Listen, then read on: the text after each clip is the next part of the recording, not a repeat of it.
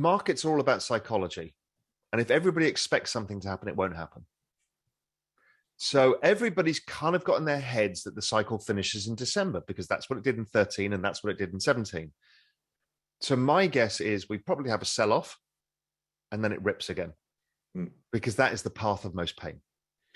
And markets tend to have the path of most pain. Why is it going up right now? Because the institutions aren't in and there's no ETF, so retail aren't in. So the path of most pain is it going up while people aren't in. But the path of most pain would be a bunch of people sell out thinking they're being clever and the market goes up. Why will it go up? Institutional adoption is not going away. The retail ETF is coming. It'll come out in the next couple of months. So we're going to broaden the access and we're going to bring institutions. Institutions tend to make asset allocation decisions by quarters. And my guess is January to March quarter next year, we're going to see a huge inflow because the ETF will be out. So pension funds and everybody else. So I think it's going to push it out a lot further. I think the other big driver of this market is going to be ETH 2.0. And the reason being is everybody is staking their ETH. It's creating this incredible supply and demand imbalance in ETH, where there's only about 11% of the total ETH supply available. Everything else is locked up for this staking, where people are getting a yield to secure the network for ETH 2.0, or people are just sticking it into wallets. So there's no ETH around and exploding demand from NFTs, DeFi, and other investment, and there's going to be an ETF. So that's a ridiculous setup. But ETH 2.0, again, think of investor psychology. You've staked your coins, you're getting your yield, and ETH 2.0 is going to come out somewhere between March and June, let's say. Well, when it does, you don't need to stake as much because it'll be unlocked. So what you're likely to do is sell some of your ETH to buy a house or do whatever you want to do because you'll have made plenty of money from it.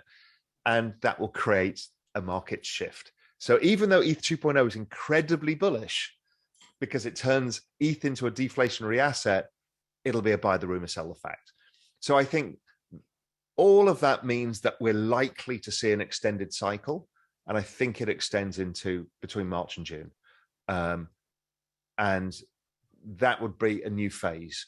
And I think that makes sense as the network is seeing deeper adoption and richer adoption.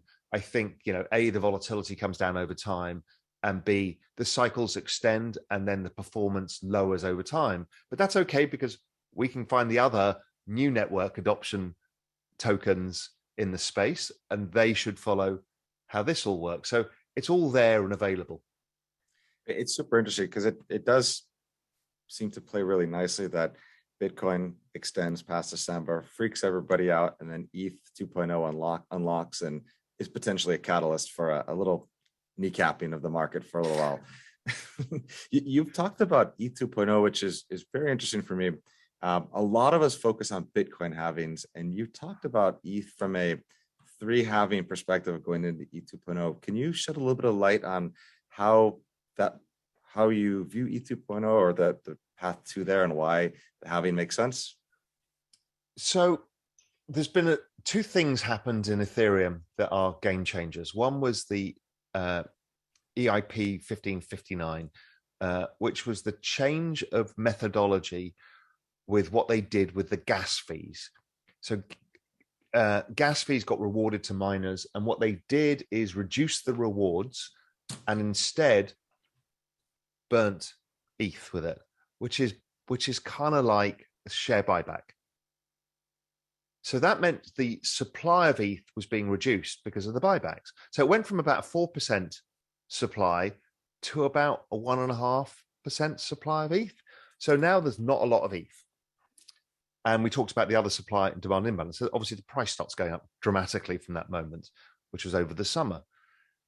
And ETH 2.0 is somewhat more powerful because here they're moving to proof of stake and not proof of work. Proof of work, to remind everybody, is what Bitcoin is, which is to use complex calculations by massive computing power to solve these puzzles that reward you in Bitcoin. That's what mining is.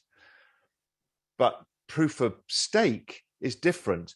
You get rewarded a yield by staking your Ethereum to secure the network.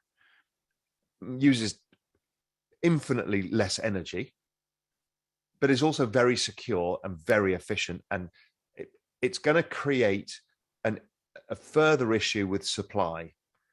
And what that's going to mean is ETH becomes a deflationary asset, i.e. each year there's likely to be less ETH than there was the previous year. And if there's still network demand for ETH, well, then the price rises dramatically.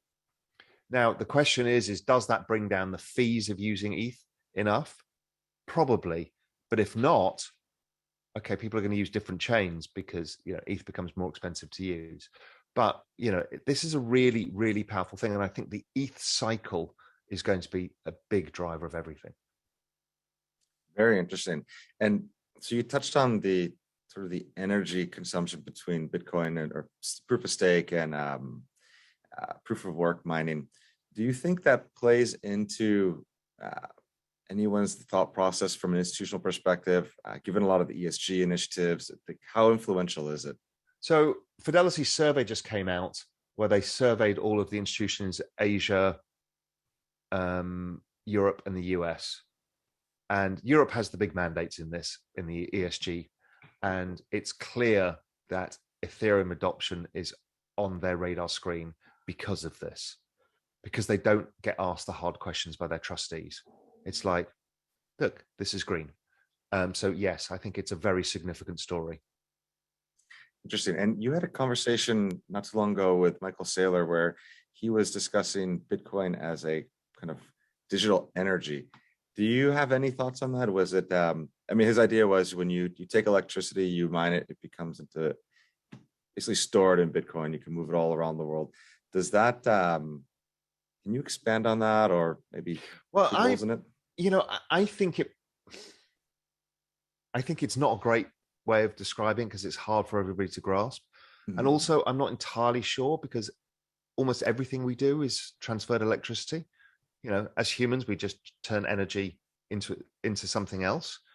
So, but what he's basically saying is it takes a lot of electricity to create a Bitcoin.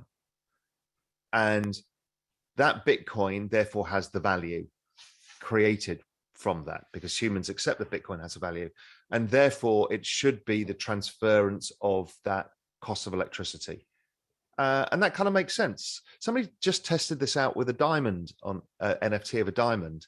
And what she did was bought a diamond, photographed it, put it onto the blockchain. So it's now an NFT, destroyed the diamond, and then sold the NFT. And the NFT was worth more than the diamond. No way. Yeah. And that with the same process as the electricity, right? So what you've done is digitized it and made it transferable and easier to use and more secure. So I do get the point, but I think it's a very tenuous point for most people to understand. So when I talk about it to people to get them across the line easier in understanding what it is, I say, well, everybody understands gold. It's that, but it's also a call option on the future based on network effects. So once you understand it's gold plus a call option on the future technology, it was like, oh, I get it now. So it's a safe asset, but it grows like a tech asset. I'm like, yeah,